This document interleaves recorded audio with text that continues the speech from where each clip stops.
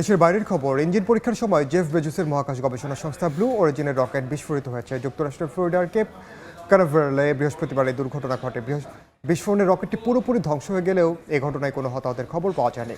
পরীক্ষামূলক উড্ডয়নের ঠিক আগ মুহূর্তে ৩২১ ফুট উচ্চতার রকেটটি নিচের অংশ থেকে হঠাৎ ধোঁয়া বের হতে দেখা যায়। এক পর্যায়ে ভয়াবহ বিস্ফোরণ হয়। ঘটনার পরপরই ব্লু অরিজিনের পক্ষ থেকে এটিকে যান্ত্রিক ত্রুটি হিসেবে উল্লেখ করে তদন্তের ঘোষণা দেওয়া হয়। সংস্থাটির প্রতিষ্ঠাতা জেফ বেজোস এক বিবৃতিতে জানান, তারা দ্রুতই এই ধাক্কা কাটিয়ে উঠে নতুন করে কাজ শুরু করবেন। এর আগে গত মাসেও এই রকেটটি একটি যোগাযোগ উপগ্রহ সঠিক কক্ষপথে পাঠাতে ব্যর্থ হয়।